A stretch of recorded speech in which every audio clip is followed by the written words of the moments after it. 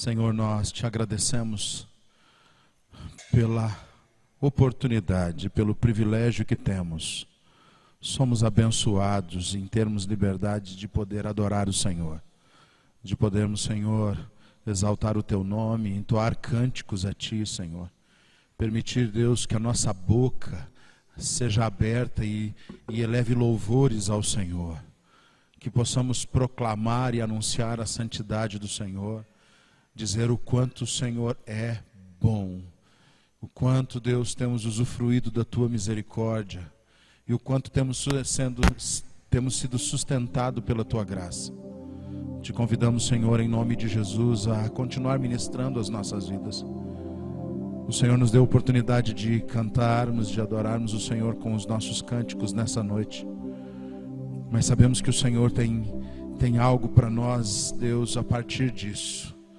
Porque todas as vezes que nós conseguimos entrar nesse lugar e nos entregar e nos render, Deus, e nos submeter debaixo da Tua mão poderosa, o Senhor vem com graça e com consciência das nossas fraquezas, nós encontramos força no Senhor.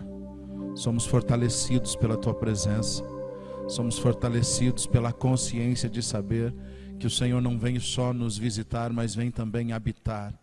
O Senhor vem habitar nas nossas vidas e vem habitar em nós, para que, habitando em nós, as nossas vidas sejam construídas para o propósito que o Senhor nos criou. Nós estamos sendo dia após dia encontrados pelo Senhor. Nós estamos sendo encontrados pelo Senhor, Deus, mesmo sendo quem somos, para que com esse encontro sejamos totalmente transformados, que sejamos totalmente restaurados, Deus, ao propósito original da nossa existência. Quero te agradecer, Deus, porque o Senhor tem feito mais, muito mais,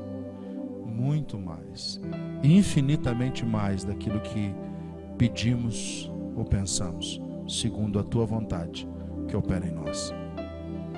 Sei que muitos, e às vezes nós também, andamos como que decepcionados, mas não entendemos, Deus, que essas decepções são porque o Senhor está nos desconectando das coisas que poderiam nos prender nessa terra.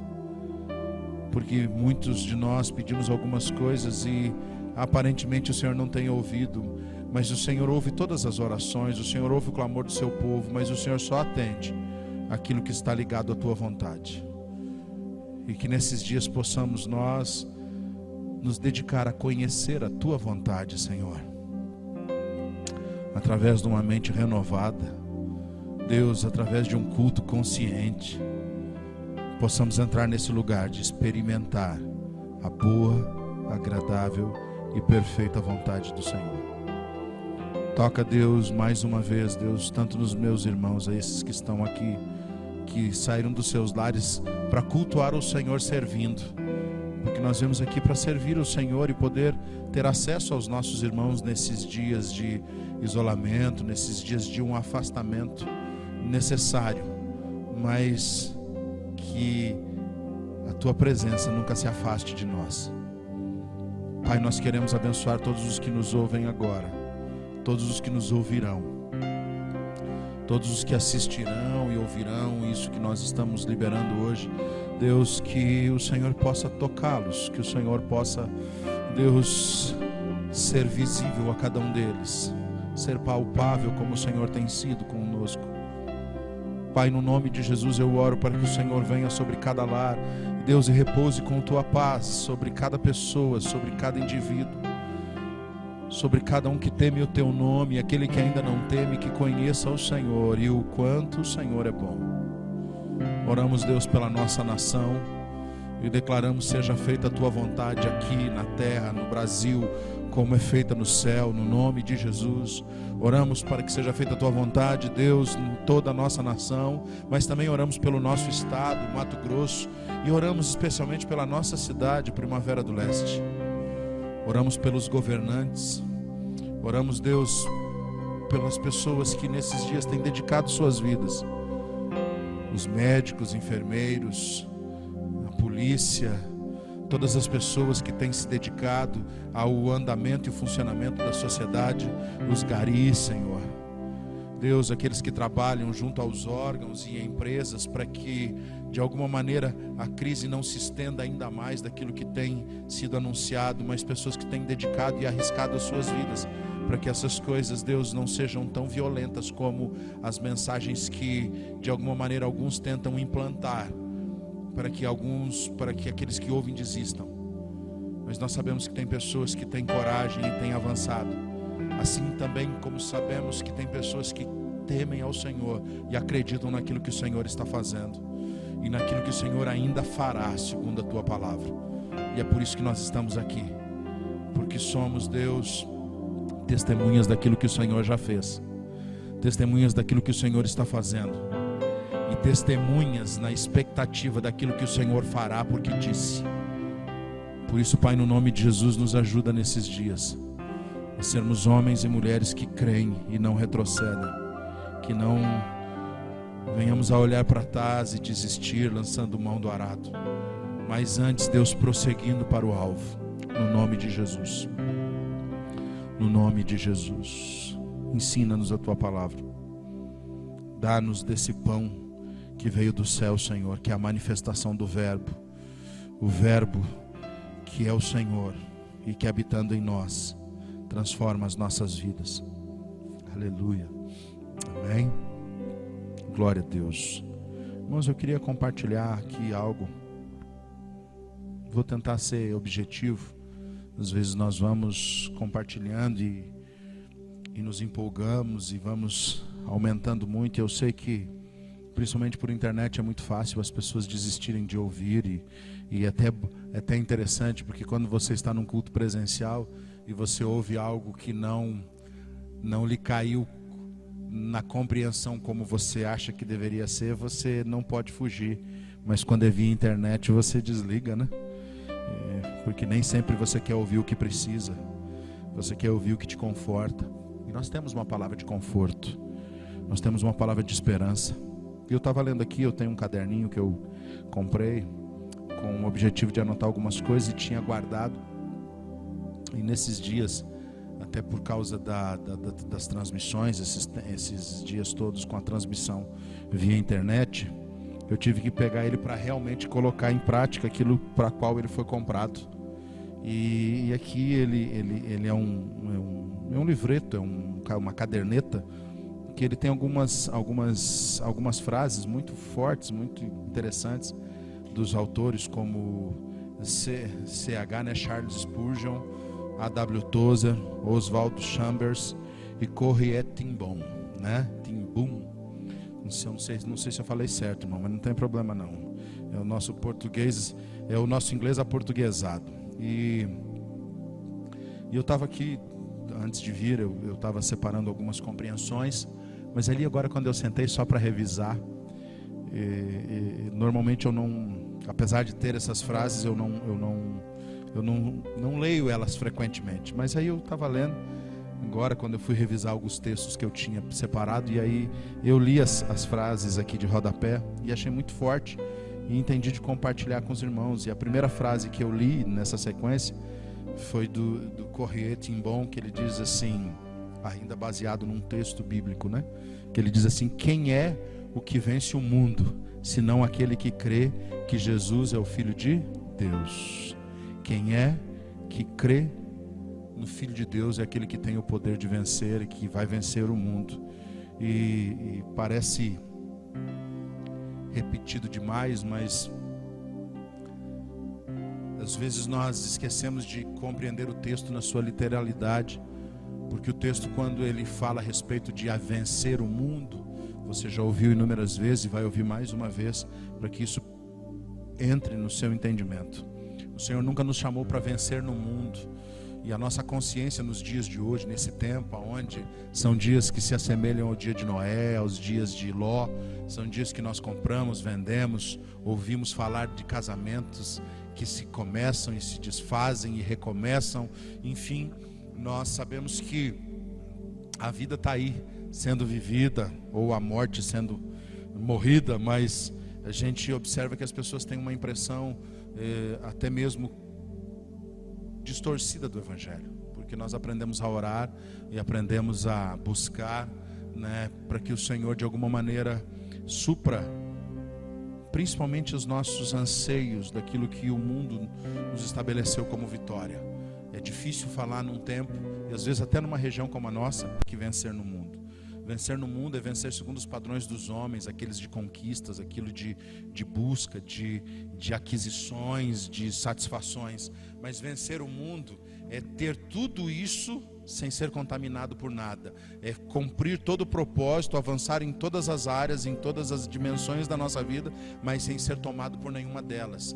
Então, quando o autor diz assim, olha, quem pode vencer o mundo é aquele que crê que Jesus é o Filho de Deus. E quando você crê, esse crer não é uma expressão de expectativa de acreditar, e sim num comportamento de se mover em relação àquilo que é ou quem é o Filho de Deus, que é Jesus. Mas numa outra frase aqui que eles escreveram aqui, eu achei muito poderoso, e essa frase é de A.W. Tozer, que ele escreveu assim: o Deus que se revelou a homens carentes quer que saibamos que quando o temos tudo. Quando você tem carência, você tem falta de algo e recebe a revelação de quem é Deus, você passa a ter tudo. E eu queria fechar a última frase para dar sequência naquilo que nós queremos compartilhar com os irmãos. É a frase de Spurgeon, que diz assim: pode ser noite na alma, mas não há necessidade de terror, pois o Deus de amor não muda. Muito forte essa frase, porque nós vivemos num tempo que parece só trevas, dias sem esperança, dias que o próprio medo, o terror e o pavor têm assombrado a vida de muitos. Mas se nós cremos, nós sabemos que Deus não muda. Ele é Deus, independente daquilo que está acontecendo na nossa volta, no mundo, nas nossas relações e nas informações. Deus é Deus e Ele não muda. Eu queria sentir vontade de orar mais um pouco. Quero pedir até para os irmãos que estão aqui orar também. Nós temos passado pelo momento que todos sabíamos que iríamos passar. A nossa cidade aqui, a gente tem ela como realmente o nome a expressa: primavera. Uma cidade onde ela é colorida, ela é flores, ela é alegria. Ela tem expectativa do novo, do renascer todos os dias. Mas agora, como nós sabíamos que iria acontecer, a aflição chegou de forma mais prática. E nós temos ouvido muito medo das pessoas. E eu queria orar para que o Senhor nos renovasse, e você orasse por alguém que você lembra. Nós tivemos a infelicidade de perder alguns. Na verdade, nós não perdemos. Eles só partiram primeiro que nós, alguns irmãos na fé, né, por causa dessa situação que o mundo passa, e outras pessoas que também deixaram as suas famílias aos olhos humanos de forma precoce. Aos olhos de Deus nada está no descontrole, tudo está no controle e na vontade de Deus. Mas na consciência humana foi precoce, foi antecipado, enfim. Eu queria que nós orássemos pelas famílias, orássemos pelas famílias de quem está passando por esse momento difícil, de ter suas famílias infectadas com esse vírus, e aos olhos humanos pouca esperança, mas no Senhor, como diz o texto de Spurgeon, pode ser noite na alma, mas não há necessidade de terror, pois o Senhor Deus não muda. Então oremos, lembre de alguém e ore, por favor. Pai, no nome de Jesus, nós oramos pelos familiares que perderam seus entes nesses dias em nossa cidade. Oramos também por todos os lugares, pessoas que possam estar nos ouvindo. Mas quero orar agora, Senhor, pela nossa cidade. Conforta o coração de cada família, porque só o Senhor tem esse poder de consolo, Espírito Santo. Ninguém pode consolar uma alma como o Senhor. Não há palavras na sabedoria humana, não há palavras no sentimento mais profundo que um homem possa expressar, que possam consolar comparado ao que o Senhor faz. Por isso, Espírito Santo, vem sobre cada família, no nome de Jesus, vem sobre cada ente, querido, vem sobre cada parente, sobre cada amigo, Deus, dessas pessoas que partiram nesses dias, e traz consolo sobre elas. Traz, Deus, um entendimento da vida e principalmente da vida eterna. Porque o Senhor disse, são textos que aparentemente são estúpidos, apesar da sua palavra ser o poder do Senhor, a vida do Senhor, ser, Deus, a liberação da sua graça, da sua vontade. Mas tem pessoas que quando ouvem a tua palavra, ela parece uma ofensa. Mas eu sei que ela não é ofensa, ela é o poder do Senhor de transformação, porque ela é como uma espada de 2 fios, Senhor.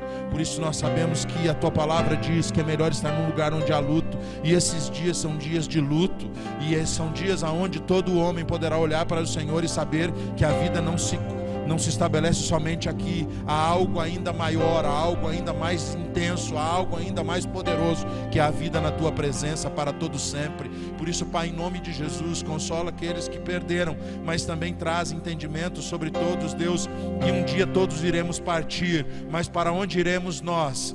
Para onde poderemos ir? Quando os teus discípulos falaram ao Senhor que queriam continuar andando, porque eles tinham tido a revelação que só o Senhor tem as palavras de vida eterna, e é nesse lugar que nós queremos estar, Senhor, com esse entendimento, essa disposição, essa fé, esse desejo de estar nesse lugar, o lugar onde a tua palavra é a nossa inspiração e a nossa certeza da vida eterna. Todos nós um dia partiremos, e todos nós um dia daremos conta do que fizemos com a nossa vida, mas queremos dar conta das nossas vidas ao Senhor, de como filhos que ouviram a voz do Pai, se submeteram e cumpriram a sua missão, cuidaram da sua herança e viveram o seu propósito.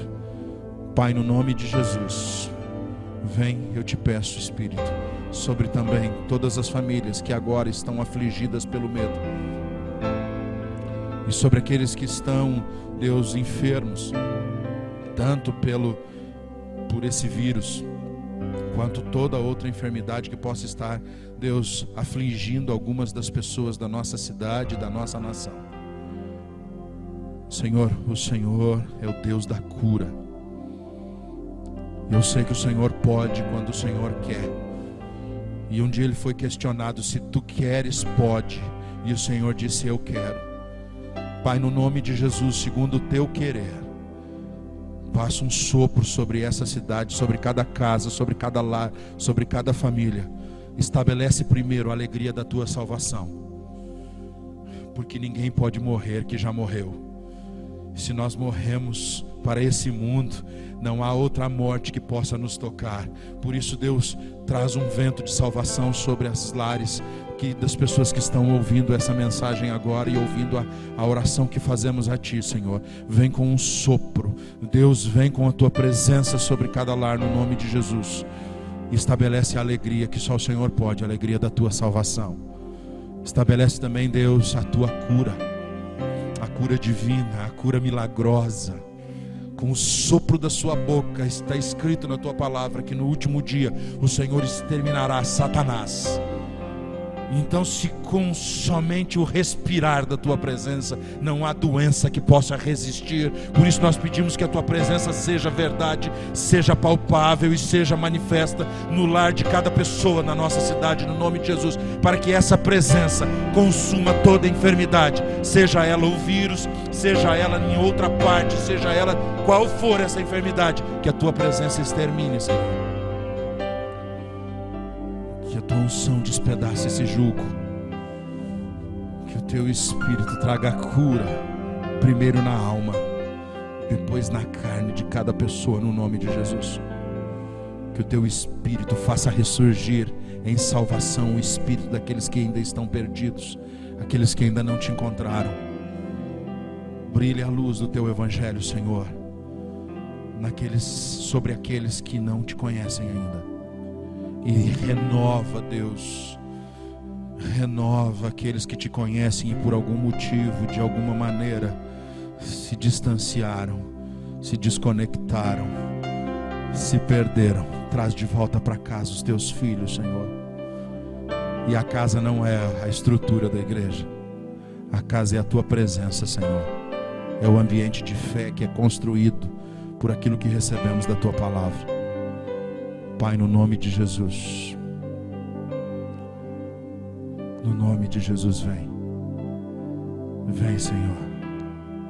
O teu Espírito e a noiva dizem Maranata. Ora, vem, Senhor Jesus. Vem sobre cada vida, sobre cada família, sobre cada jovem, sobre cada criança, sobre cada idoso. Vem, Senhor, sobre nós e renova os teus sonhos sobre nós. Acende as expectativas do Senhor. No nome de Jesus. No nome de Jesus. Aleluia. Glória a Deus. Queridos, eu queria compartilhar um texto.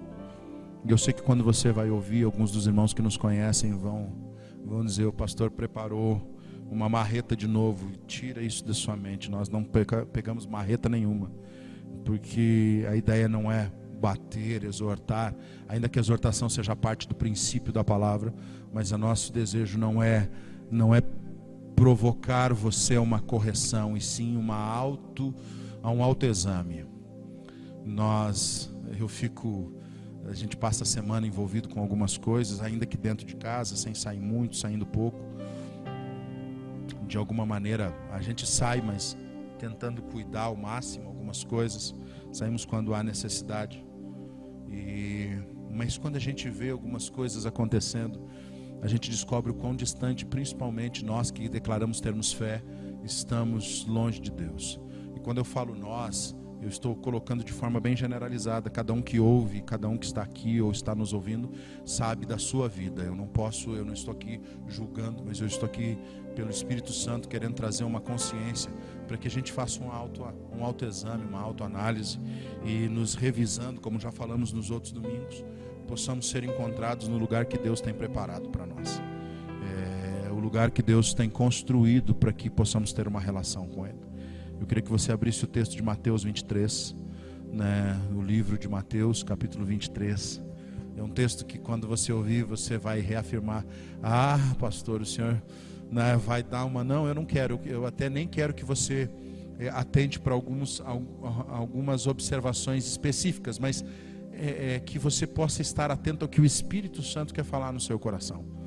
O Espírito Santo deseja falar no seu coração. A gente tem visto o quanto as pessoas elas têm sido movidas somente pelas expectativas das suas emoções e não pela expectativa da palavra.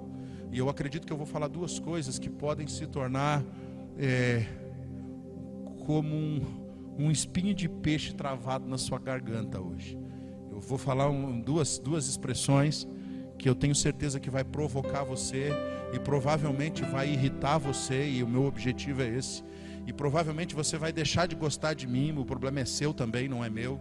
Mas eu quero provocar você a crer naquilo que você disse que de fato aceitou há muitos anos atrás, ou há pouco tempo atrás, ou vai aceitar hoje no nome de Jesus, que é na veracidade, na imutabilidade da palavra, no poder da palavra e no propósito eterno de Deus. Eu comentava hoje, quando estávamos nós tivemos um almoço em família, parte da família, não toda a família, para não dar muita gente. E quando nós conversávamos, eu falei algo que eu sei que vai incomodar muitos. Mas oxalá, você vai achar que esse termo não é da língua portuguesa, é da feitiçaria, mas não é não. Pode olhar o dicionário lá que está lá, oxalá. Tomara que todas as pessoas que tivessem que morrer nesse tempo fossem os crentes. Tomara fosse que as pessoas a serem afligidas por essa investida de morte fossem aqueles que creem em Deus. Porque a Bíblia diz que o Senhor não tem prazer nos que não creem ainda, na morte daqueles que não creem ainda. A palavra de Deus nos ensina que o Senhor não tem prazer na morte do ímpio. E se Ele não tem prazer na morte do ímpio, significa que de alguma maneira há uma alegria quando os seus filhos retornam para casa. E os seus filhos não retornarão para casa só se eles ainda não cumpriram o propósito, ou se ainda há algo que precisa ser manifesto. Mas quando um filho de Deus é convidado para partir à eternidade, nós precisávamos nos alegrar.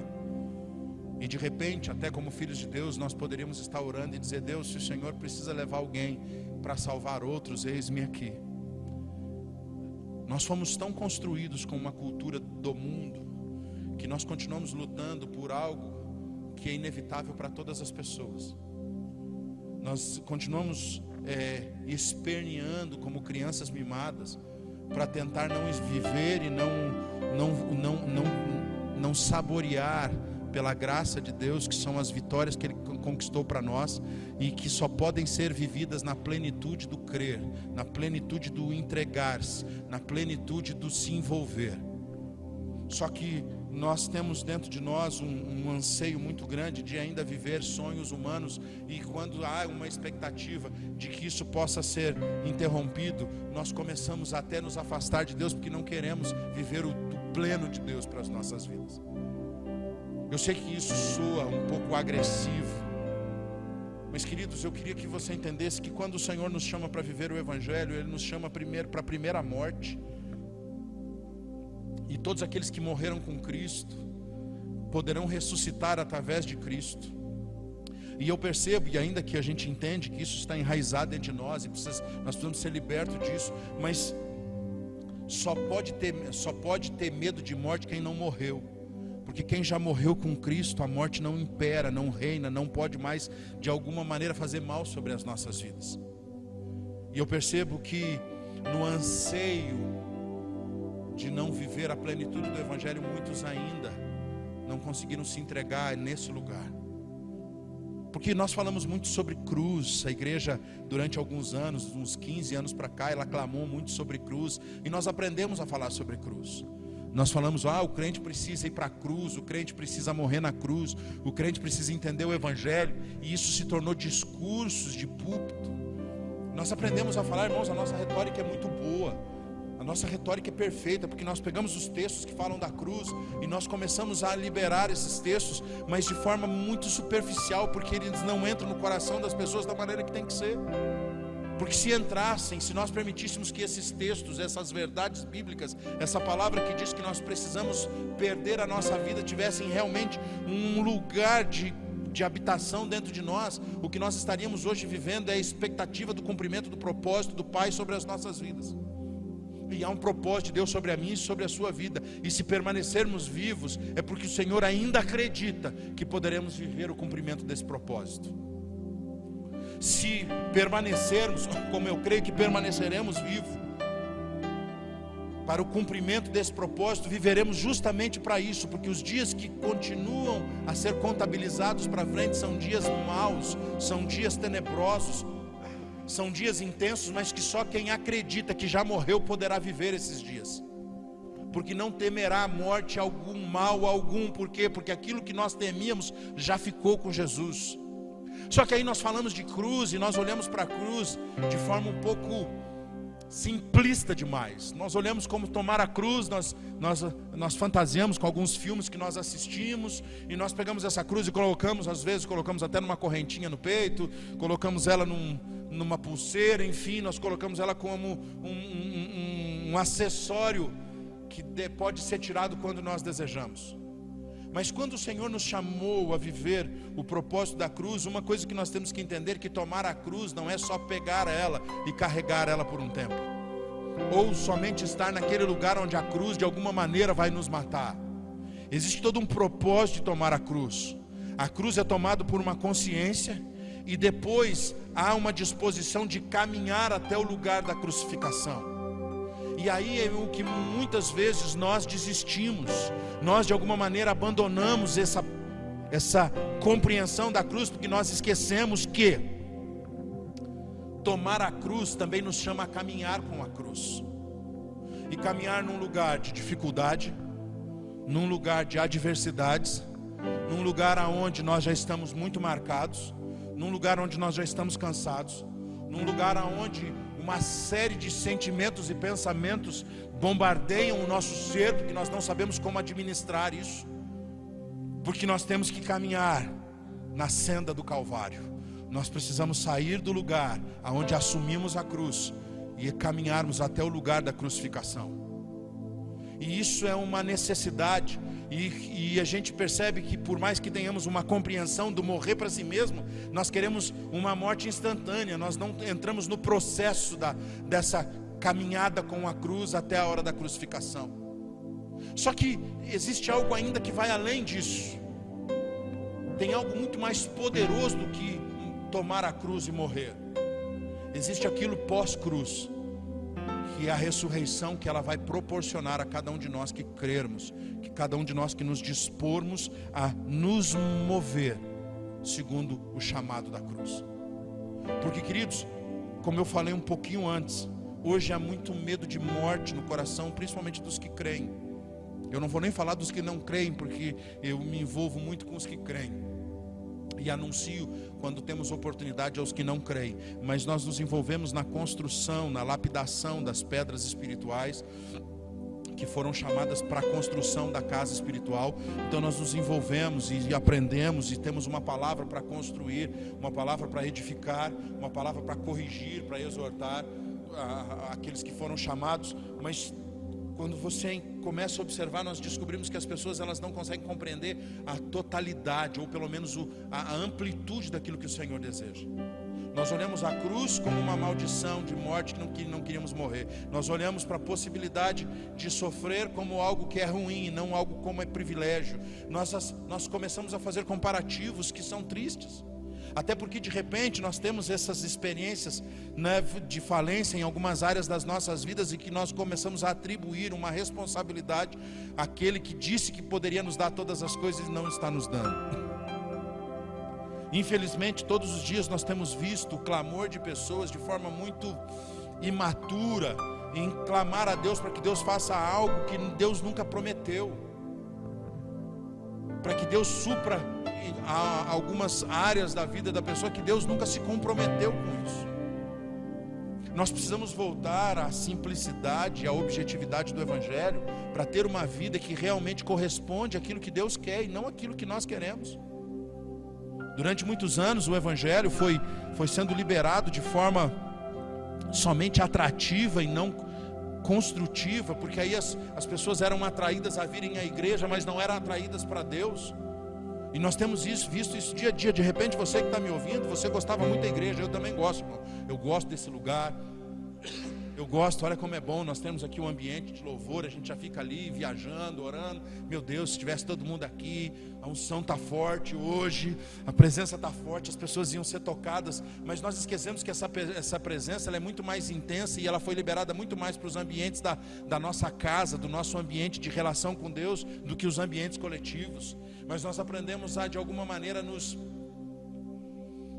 exibir, nos promover com coisas que são baseadas no talento e também na relação com o Pai, mas para atrair pessoas para o ambiente público e não para o ambiente do isolamento com Deus, do ambiente da separação com o Pai.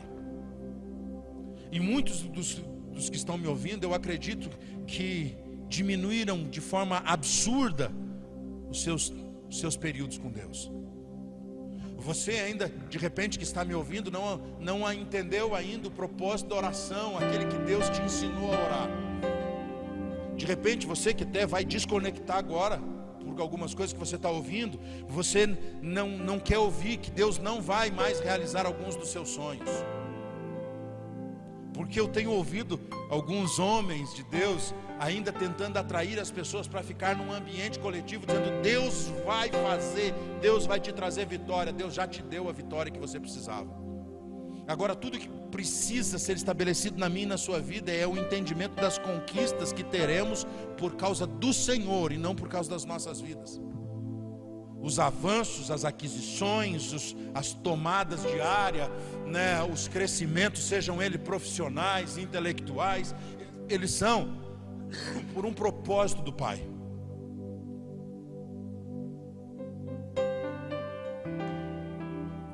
E é isso que Deus sempre trouxe.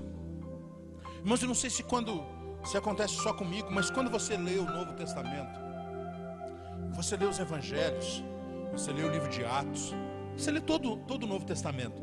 Quando você lê, porque eu não vou nem citar muito o Antigo Testamento, porque o Antigo Testamento é guerra, irmão, é selva, o negócio do Antigo Testamento. Eu que gosto muito de filmes assim, meio medievais, daquele negócio de uma espada cortando, de um escudo, de uma flecha, e eu gosto daquilo. Então quando a gente quando a gente lê no Antigo Testamento, você vê esse ambiente. Eu fico imaginando, né, o Josué com a espada avançando, aqueles caras para construir lá no Neemias, Esdras, um com uma espada na mão, outro com a colher de pedreiro na outra, e os caras com sangue no olho, por causa do amor ao Senhor. Então eu não vou nem me basear no antigo, eu vou naquilo que nos salvou, que é a graça do novo, que é a graça da manifestação da nova aliança. Mas quando você lê, eu não consigo enxergar de alguma maneira as expectativas da igreja de hoje comparado com as expectativas da igreja contida nos livros.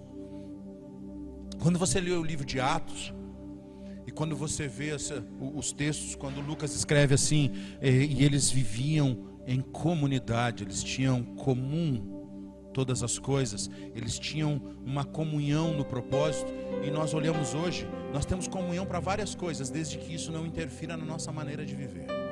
Nós temos uma disposição de andar em algumas áreas e de algumas maneiras, desde que isso não interfira em algumas dos nossos desenhos pessoais. Nós queremos viver o pleno de Deus sem ter o Deus pleno dentro de nós. E às vezes nós estamos aqui perdidos por algum motivo, por alguma situação, e não entendemos que aquilo que Deus quer construir, primeiro Ele vai construir dentro de nós, para depois através de nós. Porque aí você vai entender que nada na sua volta tem valor mais, a não ser aquilo que Deus mandou você fazer. E naquilo que Deus mandou você fazer, existe um processo de construção. E muitos têm sido desvistosos no processo dessa construção. De repente você olha e diz, mas eu acredito que Deus pode me dar, ou pode fazer muitas coisas, eu também acredito.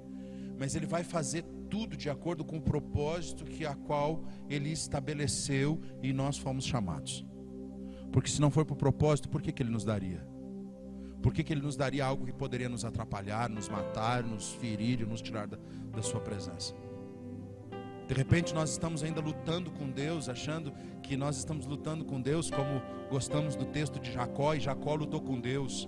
Mas Jacó lutou com Deus porque ele queria aquilo que Deus tinha para ele. E a bênção de Deus o marcou.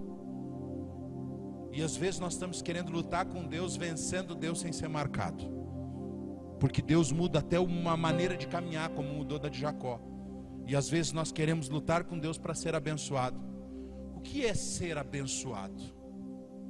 Ser abençoado não é fazer uma reza pragmática, de alguma maneira onde você pede para um ser superior, e esse ser superior que você diz ser Deus na sua vida, vem e realiza seus sonhos como um passe de mágica. Ser abençoado por Deus é entender uma missão e entender que Deus irá nos abençoar, ou seja, Ele irá fazer com que se cumpra nas nossas vidas toda a sua vontade. Ele irá bendizer as nossas ações, porque as nossas ações estão ligadas, estão fixadas, firmadas naquilo que Ele estabeleceu nas nossas vidas. Às vezes nós queremos que Deus abençoe aquilo que nós queremos, e nós temos esses testemunhos bíblicos. Nós vemos Caim e Abel sendo chamado a ter uma relação com Deus, e nós vemos claramente a disposição e a motivação do coração daqueles dois irmãos. Um era abençoado em tudo, o outro queria ser abençoado pelo que ele decidiu fazer. Tanto é que quando nós olhamos, quando nós vemos a separação dos dois, a Bíblia diz que Deus aceitou Abel e rejeitou Caim. Ele não aceitou as dádivas oferecidas, ele aceitou a pessoa. Por quê? Porque aquele que se relacionava com Deus por princípios e propósitos já era abençoado. Então Deus só confirmou sobre a sua vida. Agora aquele que buscava ser abençoado pelo que queria, foi rejeitado por Deus.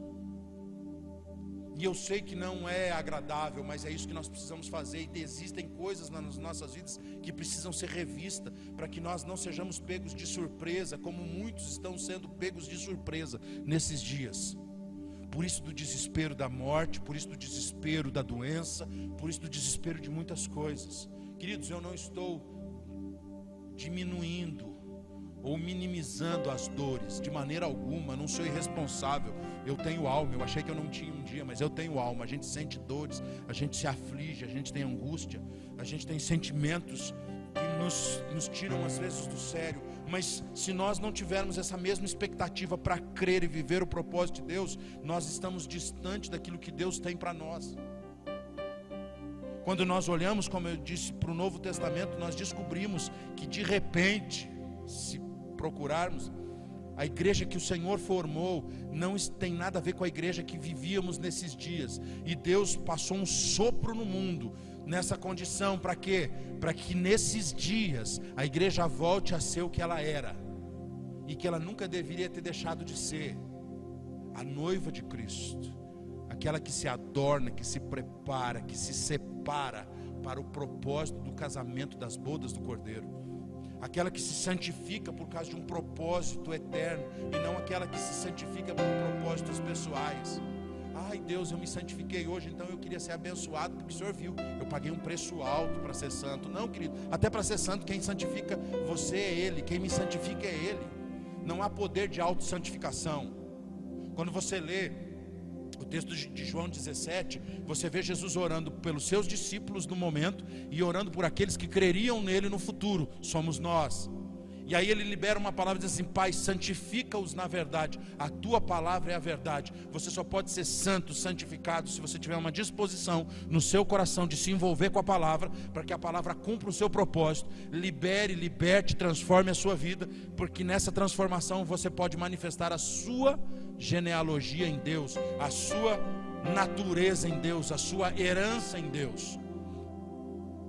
Caso você não se envolva com isso, você nunca vai manifestar uma nova natureza. E nós precisamos nos empenhar em manifestar essa natureza. Nós precisamos voltar para casa. Nós precisamos entender que, como o pródigo, de repente você poderia até estar comendo a alfarroba de porco num prato de luxo, mas não deixou de ser comida de porco. De repente você estava sentado nas mesas dos banquetes do rei, comendo da comida de porco, mas é comida de porco, por mais bonita que ela seja, porque não existe nada comparado ao alimento que só o Pai pode nos dar, ao alimento que só o Senhor pode nos abençoar. Se nós não estivermos com esse desejo, nós estaremos às vezes não como o pródigo da forma bíblica, que se deu por conta porque estava num ambiente de impureza, e porque ele tinha uma verdade dentro do seu coração, ele deu conta de voltar. Mas quantos de nós, porque hoje criar porco dá lucro? Quando você vai em Chiqueiros, mais aqui na nossa cidade tem grandes criadores de porcos. Quando você entra no ambiente eu esqueci como é que é, granja de porco, é granja de porco? Eu esqueci o nome do porcário. Você entra lá no porcário, né? Tem lugares aqui que você entra, que eu já fui, que para você entrar no ambiente da criação, você tem que trocar roupa, se higienizar. É quase a mesma coisa que o Covid, irmão. Você tem que estar de máscara, passar álcool, para poder entrar no ambiente do porco, porque o porco parece mais limpo do que os seres humanos. Parece-me que nesses dias os pródigos estão nesse ambiente e não conseguem mais ver a impureza do porco, por causa da natureza, do paralelo que o Senhor fez da imundícia com a maneira de viver. Nós precisamos voltar como pródigos nesses dias ao ambiente do Pai, a um ambiente de disposição de serviço, porque o pródigo disse: quero voltar para a casa do meu pai, porque até os servos dele vivem melhor do que isso. Eu quero trabalhar para ele, eu quero ser escravo dele se for necessário. Ele perdeu a expectativa de, mesmo que o mundo foi intenso naquilo que ele escolheu viver, ele não queria mais aquela experiência, ele queria a experiência do Pai, que mesmo como servo, escravo, ele sabia que aquele ambiente era mais seguro, era mais saudável, era mais construtor do que qualquer outro ambiente. Esses são dias que o Senhor está chamando você a sair de um ambiente de medo, um ambiente de desilusão, um ambiente de distorção do Evangelho, de diluição do Evangelho, para um ambiente onde o Evangelho é poderoso para salvar todo aquele que crê, que pode transformar a sua vida e que quer entrar dentro do seu coração, não só no seu exterior. Quando nós lemos o texto de Mateus 23, você pode abrir comigo aí de novo, se você fechou. Irmão, o negócio está chique hoje aqui. Nós chegamos, o Gui já tinha trazido um café, e agora está cheirando um cafezinho sendo passado de novo. O negócio tá glorioso hoje aqui. Aleluia. O Igor está fazendo um cafezão lá na hora. Ó, sinta o cheiro aí, irmão. Sinta o cheiro aí. Aleluia. Isso é para descontrair, para você relaxar, soltar as armas e o escudo. Porque ouvir algo como: que bom que só crente morresse, eu sei que você não gosta. É porque nós não aprendemos a amar os nossos irmãos e as pessoas que precisam ser salvas ainda. Mas nós seremos ministrados em nome de Jesus. Verso 13 de Mateus 23 diz assim: ai de vocês, mestres da lei, fariseus e hipócritas, vocês fecham o reino dos céus diante dos homens. Vocês mesmos não entram e não deixam entrar aqueles que gostariam de fazê-lo. Eu queria que você desconsiderasse por enquanto a hipocrisia, mas que você atentasse, por exemplo, para o fariseu. Eu não estou dizendo para você excluir, eu estou dizendo para não considerar agora. Aqui nós temos, às vezes nós usamos de forma muito pejorativa a palavra fariseu, porque nós gostamos de como acusar alguém religioso, chamamos de fariseu, e que de fato de alguma maneira tinha essa expectativa na vida daqueles que se relacionavam nesse grupo, nesse partido, né? Nesse grupo social dentro do judaísmo. Mas aqui nós vemos os fariseus, aqui quando Jesus chama a atenção deles, porque eles tinham algumas coisas que eram muito importantes. Eles eram pessoas que carregavam o conhecimento da verdade. Quando você busca no original lá o texto, uma das referências que é trazido é que eles eram pessoas que traziam conhecimento oral das leis, das programações e dos ritos e cerimônias que precisavam ser feitos por aqueles que acreditavam em Deus.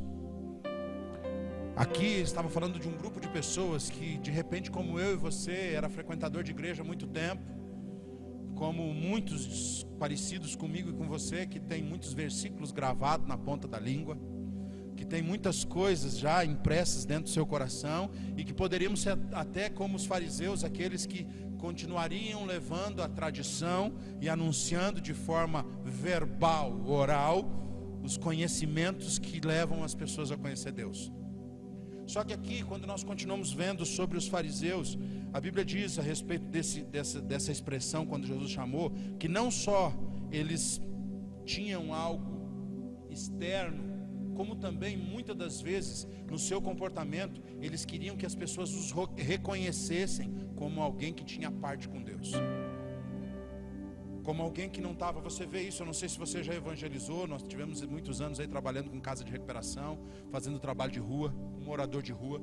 E quando você, não sei se você já teve essa experiência, mas quantas vezes nós chegamos num ambiente de moradores de rua, e aí você chegava lá e se apresentava, né? Eu sou um filho do Deus Altíssimo, crente, evangélico, religioso. Aí você se apresentava, aí lá no meio levantava um monte de desviado lá do meio. Aí você começa a conversar, e aí daqueles 10, 8 deles são desviados. E aí quando você começa, aí a gente já teve experiências de começar a falar do evangelho, e naquele ambiente evangelizando, aí alguém já te pede uma oportunidade lá no meio para cantar, né? Senão eu já fui crente, eu tenho uma música para cantar. E aí normalmente a música que se canta é Não Há Ferrolho. Não aguento mais ouvir essa música, ela chega a me dar, não há ferrolho. Não tinha que botar um ferrolho na arma e dar um tiro na ponta do dedão do camarada que gravou essa música. Não o cantor, irmão, daquele que gravou na sua mente, porque só sabe aquela música para continuar chorando. E aí daqui a um pouco você começa a citar os textos, alguns textos bíblicos, alguns versículos, e aí você começa a falar a primeira palavra, eles terminam um versículo. Algumas vezes nós chegamos a dizer: cala a boca, presta atenção. Ah, mas eu conheço. Não conhece, porque conhecer a Deus não é conhecer de fora, é conhecer por dentro. Quando Jesus chama a atenção dos fariseus, ele está dizendo assim: olha, vocês aprenderam todas as tradições, vocês aprenderam tudo que é realmente parte daqueles que se relacionam com Deus, mas somente da boca para fora. E quando vocês expressam, vocês só expressam isso porque vocês querem ser reconhecidos de alguma maneira. Tem práticas, atitudes nossas diante dos homens, é para que as pessoas acreditem que nós tememos a Deus. Quantas coisas eu e você já fizemos só para que as pessoas não ficassem nos julgando como alguém que diz temer a Deus e não vivemos com Deus. Quantas coisas nós queremos mostrar para os outros, uma falsa santidade, uma falsa obediência, um falso comprometimento. Quantas vezes nós queremos mostrar para os outros coisas para que as pessoas não nos desconsiderem, ou ainda, pior que desconsiderar, considerar a gente descrente. Porque eu tenho tantos anos de igreja, eu tenho tantos anos, eu nasci na igreja. Irmão, se você não nascer na água e no Espírito, não adianta nascer na igreja não. Porque se você não nascer na água e no Espírito, você não pode ver o reino de Deus. Nascer na igreja não é uma garantia de salvação. Porque nascer na igreja te enche de usos e costumes, não de revelação. Mas quando você nasce na água do Espírito, na água, na revelação da palavra, né, que você começa a se envolver com a revelação da palavra e você se relaciona com o Espírito Santo, você tem novidade de vida sobre a sua vida. E nunca mais você é o mesmo. Mas aqui Jesus está chamando a atenção assim: olha, fariseus, eu deixei de lado hipócritas por enquanto.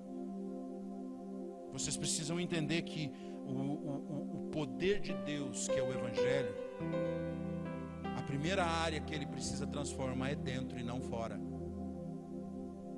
A primeira área que precisa ser tocar é dentro e não fora. Você já viu? Não sei porque que veio isso na minha mente, mas deve ser de Deus. Se não for, não considera não. Você já viu aquelas pessoas que eram tão firmes em Deus, tão fervorosas em Deus? Esses dias eu tive uma experiência parecida aqui no nosso ambiente. A pessoa vai conversar, você já viu aquela pessoa que você começa a falar, parece que a unção pega, ela começa parece um fantasma. Tudo que vai falar de Deus, ela tem uma manifestação diferente. Parece que esse pastor que eu falei semana passada, locutor de rodeio, né? E começa e se empolga e aleluia. Eu vou diminuir, vou devagar. E aí a pessoa vai. O camarada vem na igreja, aquele super santo. Tem até, eu espero que você me ouça, porque você sabe que eu vou falar com você. Você era crente, que não podia ouvir uma piadinha. Você era crente, que não podia ouvir uma palavra. E eu não estou falando que o crente deveria falar palavra torpe. Mas na primeira situação que você tem, na primeira oportunidade que você tem, a sua religião só te esconde. Porque aí você consegue tentar se expor no corpo, se expor nas expressões naturais, fazer tipinho de gente bonitinha, fazer, né, de gatinho para que todo mundo veja e de repente até sinta a sua falta por aquilo que perdeu. De repente o que perdeu não vai fazer tanta falta, porque perdeu o que de fato conhecia dentro e não que era mostrado fora. Porque você vê crentes que eram muito santos, santarrões.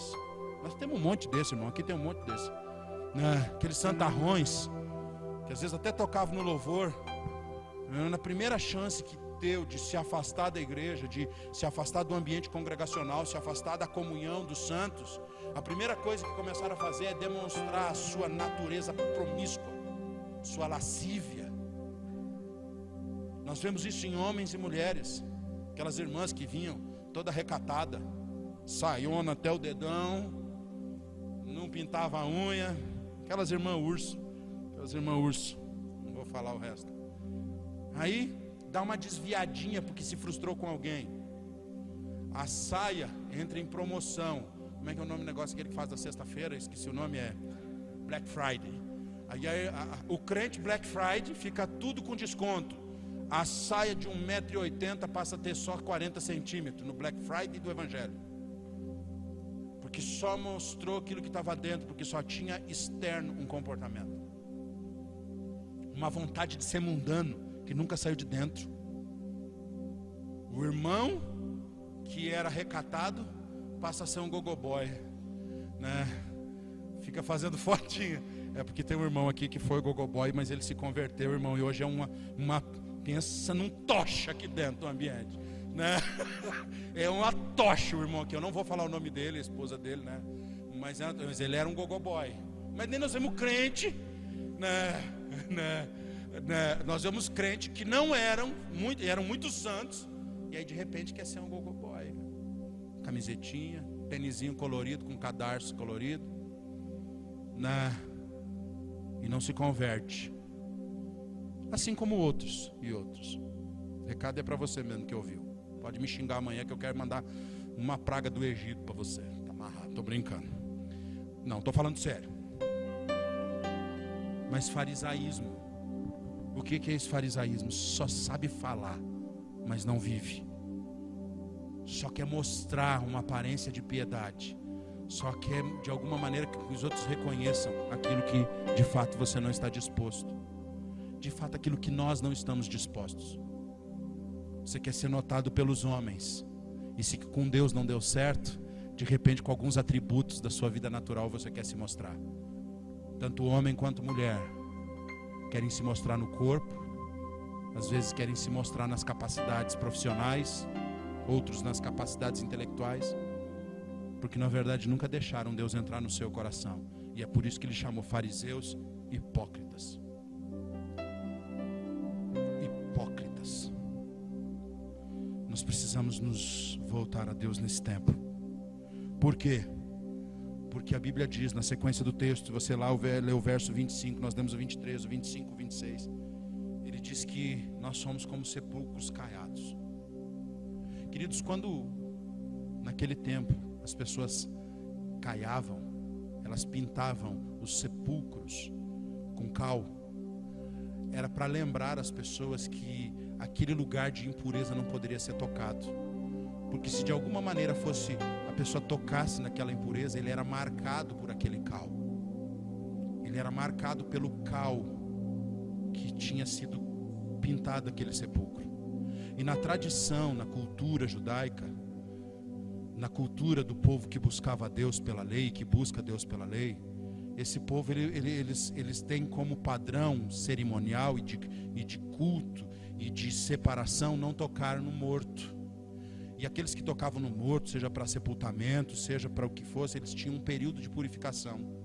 Então quando eles começaram a enterrar as pessoas, e de repente algum desavisado chegasse naquele lugar que era um túmulo e tinha um morto ali, eles marcavam com o cal. Para quê? Para que se a pessoa tocasse, todos pudessem ver que ele estava impuro por um tempo. Aqui Jesus está dizendo assim, as suas tradições externas são como se você tivesse essa hipocrisia de estar tocando no impuro o tempo todo e acha que não está marcado. Você acha que pode viver o impuro e isso nunca vai ser manifesto na sua vida. Ser sepulcro caiado não é um sepulcro bonito, é uma consciência de que nós não podemos estar envolvidos com o Senhor e com a impureza. Precisa ser de dentro para fora. Terceiro domingo que eu vou citar o mesmo texto, de João 8,32, que diz: e conhecereis a verdade vos libertará. Só que aí no 36, quando ele fala da ação de Jesus, ele diz assim: se o Filho vos libertar, verdadeiramente sereis livres. Ele faz um paralelo, libertar e livre. Porque você só pode ser livre externamente se você for liberto internamente. Você nunca vai ter você nunca vai ser livre se você não for liberto. E nós temos visto diariamente, constantemente, pessoas que são como de repente os fariseus. Nós somos como os fariseus. Temos o discurso da ponta da língua.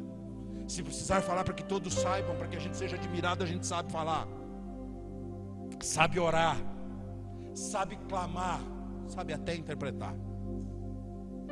Mas há algumas coisas dentro, como falta de perdão, como raiz de amargura, como indisposição de ser ensinado. Queridos, uma das coisas que esses últimos 2, 3 anos o Senhor tem ministrado muito no meu coração é que eu não gasto mais tempo com bode, com cabrito, com nada.